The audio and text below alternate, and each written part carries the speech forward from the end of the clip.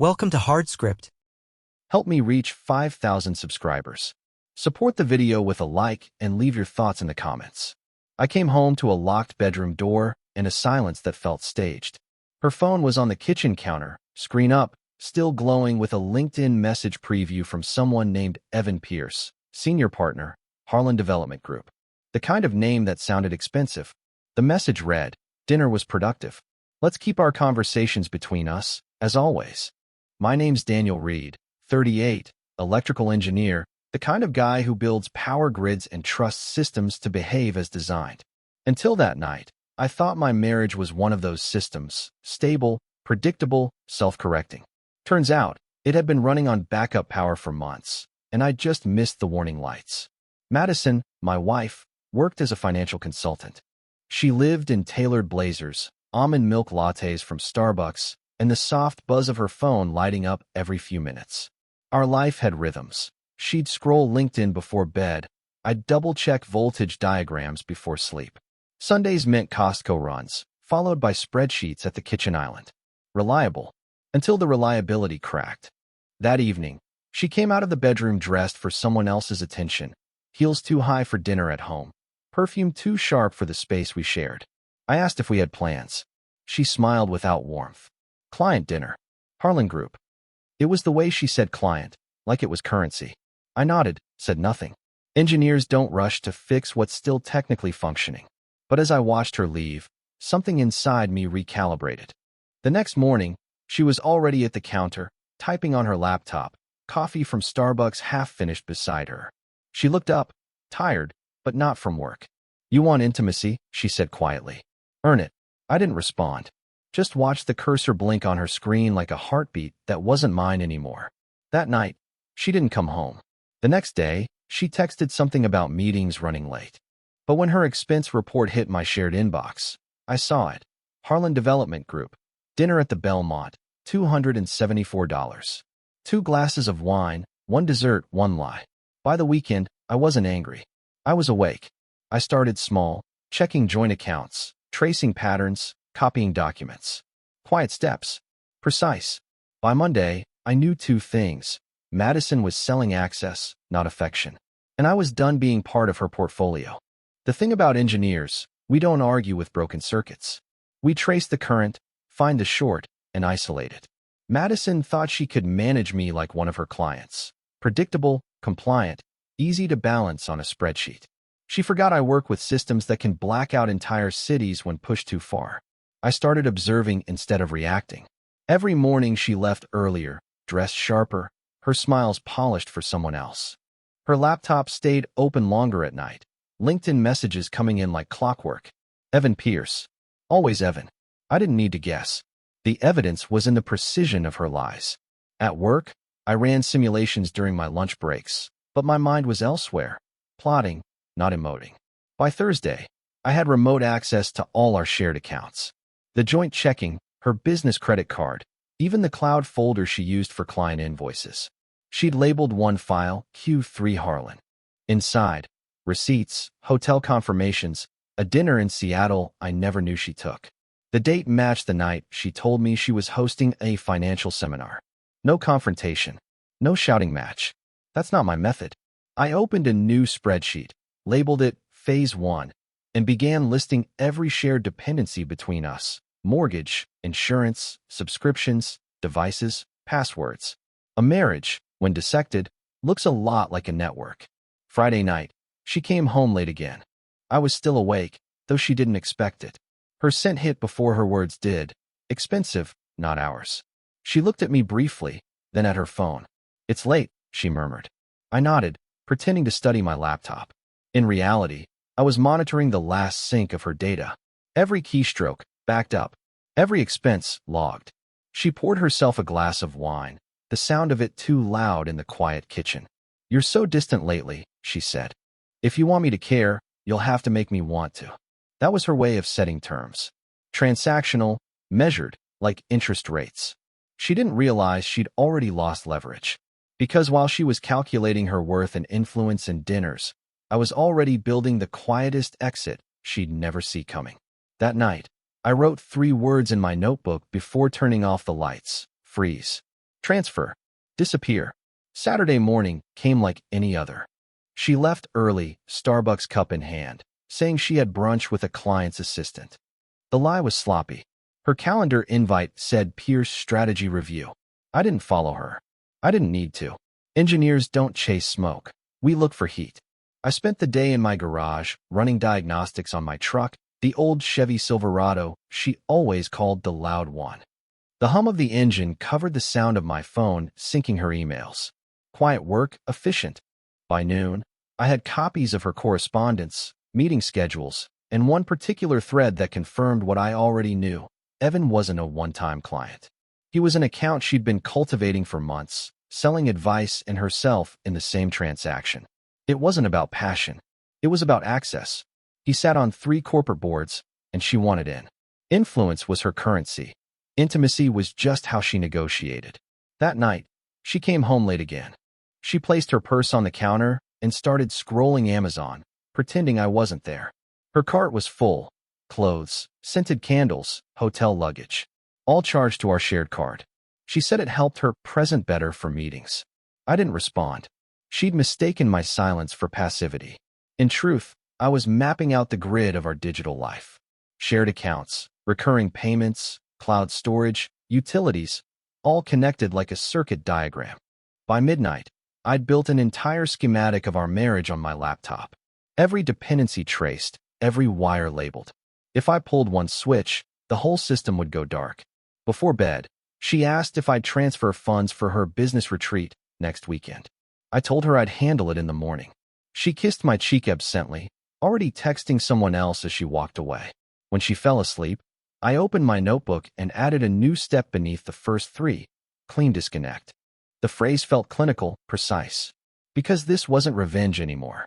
It was calibration. The system was unbalanced, and balance is what I restore for a living. By the time the sun rose, I knew exactly how to end it. No confrontation, no scene, just silence. The kind that erases everything. By Monday, everything she thought she controlled had a shadow copy sitting on my encrypted drive. Madison woke early, humming as she packed her work bag. She said she'd be home late again, a networking dinner. Nothing exciting. I nodded. Let her think routine was still routine.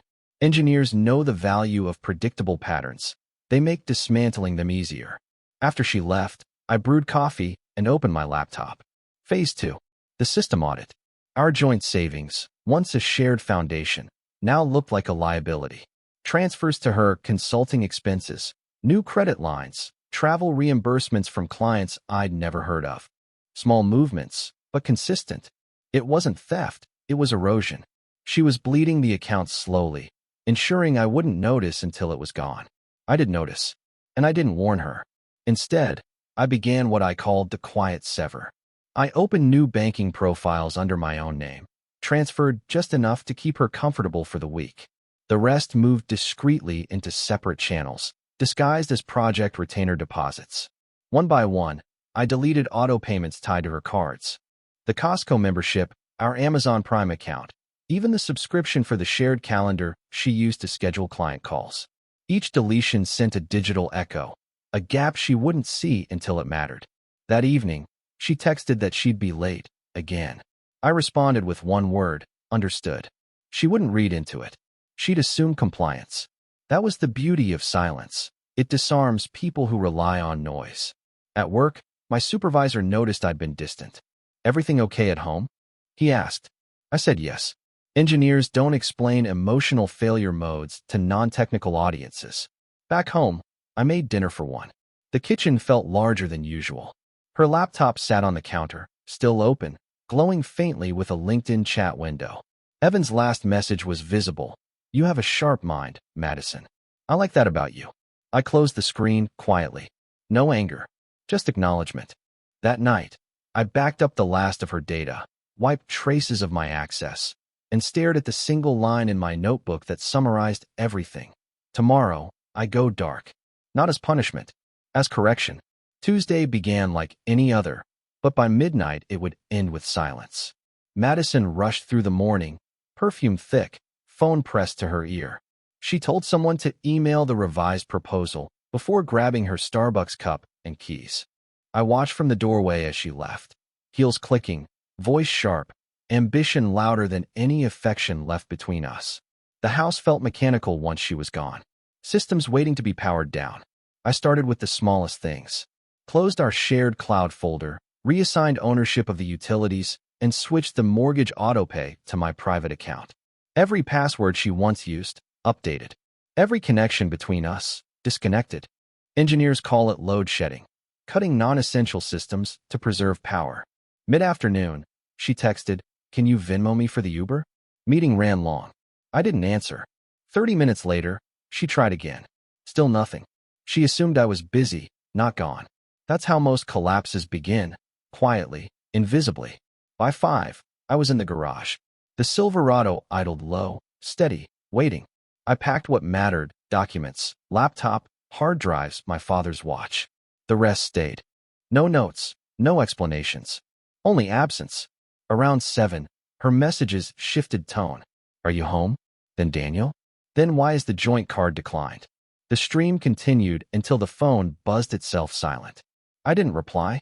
She'd learned soon enough that she'd lost access. Not to money, but to me. At 10, I opened our shared calendar, deleted every recurring event with my name on it. Dentist, grocery, dinner with friends. Each deletion felt like cutting a wire. The system dimmed, one circuit at a time. Before leaving, I walked through each room once more. Her scent lingered everywhere. Expensive, precise, transactional. I thought about what she'd told me weeks ago, that I needed to earn intimacy. She was right, in a way. Intimacy without respect is a transaction. And I was done paying. By midnight, the truck rolled out of the driveway. No sound but the tires against the asphalt. My phone was off. The world went quiet. Digital, emotional, absolute. By morning, I would no longer exist in her system. By sunrise, I was 200 miles away, parked behind an IHOP off the interstate, sipping burnt coffee and watching the light come up over the empty lot. It was the first breakfast I'd eaten without checking my phone, the first time in years I'd tasted quiet. No notifications, no shared accounts, no digital traces of my name beside hers. Just clean air and a truck that still smelled like engine oil and old leather. I checked the dashboard camera feed one last time, ensuring all my backups were stored safely. Every document, every message, every record of what had really happened between us now existed only in encrypted drives she could never access. The rest, photos, shared playlists, text history, was gone, deleted like corrupted files. Engineers don't leave junk data behind. Somewhere around 9, her first call came through. Then the second, then 20 more. I let them ring into the void. Eventually she texted, "Daniel, where are you? This isn't funny. The accounts are frozen. The utilities. Even the Costco membership. What did you do?" I stared at the screen until it went black. No reply. By noon, she'd switched tactics. "We can talk." I didn't mean what I said. "Let's fix this." But she wasn't talking to me. She was negotiating with a system that no longer responded. She'd traded affection for access, and now both were offline. I paid my bill in cash, left a generous tip, and sat in the truck for a moment, letting the silence settle. I wasn't angry anymore. Anger was loud, unpredictable. This was quiet equilibrium. She had built her life on perception, LinkedIn posts, designer blazers, Starbucks lattes held like trophies. But perception can't survive disconnection. It collapses without feedback. Somewhere back home, she was realizing that every light she'd relied on had gone out at once. That her power came from a grid she never understood. I had simply flipped the switch. As I pulled back onto the highway, I caught my reflection in the rearview mirror. Calm, unshaken. For the first time, I looked like what I truly was, a systems man who'd finally solved the equation. The first 48 hours of silence always tell you who depended on the noise. Madison's world was built entirely on it. Calls, clients, likes, reminders, praise. Without the constant hum of approval, she'd have to sit in stillness. And stillness, for people like her, feels like suffocation. On the third morning, I checked into a small roadside motel outside Boise. The kind with flickering signs and coffee that tasted like metal. It was quiet enough for me to hear my own thoughts again. I opened my laptop, not to reconnect, but to observe. The systems I'd left behind were performing exactly as designed. The joint account was empty, but stable. Utilities rerouted. Mortgage autopay suspended. Every shared login now redirected to a dead end. I'd created a digital vacuum, and she was trapped inside it. By then, the messages had changed tone. Less anger, more confusion. Daniel, I need to know what's happening. Evan can't reach me. My cards aren't working. Please, just talk to me. That last line almost made me smile. She'd spent months talking at me, never with me. Now she was discovering what real silence sounded like. Around noon, I stopped at a small diner and ordered pancakes, the kind IHOP used to serve before it all fell apart. The waitress refilled my coffee twice, no questions asked. I thought about how simple that felt. Transaction, exchange, gratitude. No manipulation, no performance. Just people doing their jobs. By evening, she tried one more message. You think walking away makes you strong? It makes you small. I didn't respond. Because strength doesn't announce itself. It withdraws quietly, takes its power with it. I watched the sunset from the parking lot, the sky turning copper and gray, and realized something fundamental. Madison had treated intimacy like a currency, spent it recklessly, and expected credit to last forever. What she never understood was that I'd been the power source all along. She didn't just lose a husband. She lost the stability her world was wired to. And by the time she finally realized it, her access to the system, and to me, was permanently denied. A week passed before she tried reaching me through anyone else. My old coworker texted that Madison had shown up at the plant, pretending it was about insurance paperwork. She asked if I was on another project. He told her I'd resigned. She looked stunned, then angry, as if someone had stolen her reflection. That's what people like her hate most, the realization that their version of you no longer exists. I spent those days traveling west, staying in motels near power substations, the kind of places nobody notices. I'd always liked the rhythm of transmission lines, the hum, the precision. Energy doesn't vanish, it transfers. I'd taken mine back. One night, parked at a rest stop, I scrolled through her public LinkedIn feed. The once steady stream of confidence posts had stopped cold. No client wins, no motivational quotes, no excited to announce. Just silence. In the absence of validation, her profile looked abandoned, like a building with lights off and dust gathering at the entrance. She'd been addicted to status, and I'd cut the supply. That evening, she sent one final email. The subject line read, "You think this is over?" The message said she'd met with lawyers, that I couldn't just vanish, that I'd ruined her reputation. She wrote, "I can fix this if you'll just come home." I didn't reply. Engineers don't rebuild systems designed to fail. Instead, I opened a blank document on my laptop and began drafting my new life. A small cabin near the hydro plant I'd once serviced, steady contract work, minimal noise. My truck had enough miles left to get me there. The future didn't need her voice in it. Around midnight, I powered down my devices for the last time. No forwarding address, no traceable signal. Madison wanted control through access. I'd taken that away. Her power was perception, mine was absence. As the highway lights blurred behind me, I realized I didn't need revenge. What I'd built was better, a silence so complete it became its own kind of statement. A message without words. You can't negotiate with what no longer exists. 2 months later, winter came early. I'd settled near the Idaho border, a small town with one diner, one post office, and no reason for anyone to ask questions. My work came through referrals, quiet, steady contracts designing energy systems for rural clients. The kind of work that demanded precision, not conversation. I like that.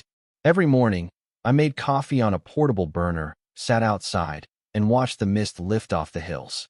The silence that used to feel like punishment now felt like ownership. I hadn't checked social media, email, or news since the night I left. But one evening, curiosity got the better of me. I used a new device, clean and untraceable, and searched her name. Madison's professional page was gone. Her company bio deleted. Only a few scattered mentions on business directories remained, outdated, irrelevant. I found a short article about Harlan Development Group, the firm her client Evan worked for. It mentioned an internal audit, misuse of company funds, and the termination of 2 consultants. No names listed, but I didn't need confirmation. I could already hear her voice trying to frame herself as the victim of someone else's mistake. Part of me felt a dull ache. Not grief, just the recognition of wasted potential.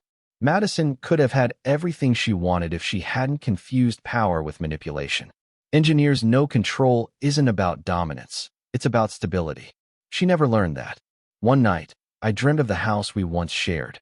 The glow of her laptop, the scent of her perfume mixing with the hum of the dishwasher. In the dream, I walked room to room turning off lights, one switch at a time. When the last bulb dimmed, I woke to the same quiet I'd created. Weeks later, a letter arrived at the motel. No return address, just my name in handwriting I recognized. I didn't open it. I placed it in the drawer beside my watch and the notebook that started it all. Some systems don't need testing twice. The next morning, I went back to work. The world kept running on energy I could measure, control, and understand. And for the first time in years, I didn't miss the current I'd left behind. Spring arrived before I noticed. Snow melted into the soil, and the hills turned green again. I'd built a life measured in small routines. Morning coffee, local jobs, evenings fixing things that still worked but needed precision. It wasn't excitement, but it was peace, and peace is a luxury people like Madison never understood. One morning, as I reviewed a new circuit plan, I saw a familiar vehicle park outside the diner across the road. Black SUV, tinted windows. For a moment, I thought it might be her. My pulse didn't rise, I just waited. But when the door opened, it wasn't Madison. Just a stranger stepping out, stretching, scanning the road before driving off. The relief I felt wasn't from fear, it was from clarity. She wasn't coming. Not here. Not anymore.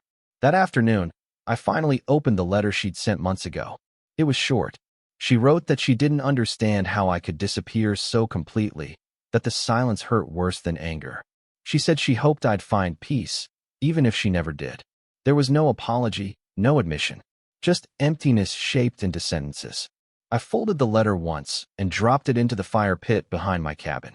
It burned fast, clean. I thought about how every system I'd ever designed had one thing in common: balance. Too much current, it burns. Too little, it dies. Madison had treated our life like a marketplace, trading warmth for status, trust for leverage. She didn't realize that once you turn a relationship into a transaction, you can't renegotiate the terms. That night, I drove into town for dinner at the same diner I visited my first week there. The waitress remembered me, smiled, asked if I wanted the usual. I said yes. Pancakes, black coffee, nothing fancy. As I ate, I looked around the small room. Families, truckers, strangers, all living ordinary lives without needing to prove their worth to anyone.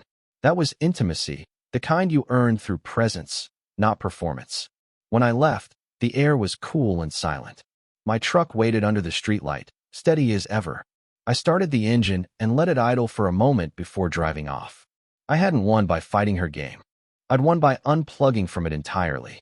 And in that quiet, I finally heard something new, my own life, starting up again. Been through it. When they crossed a line, and you made sure they felt it.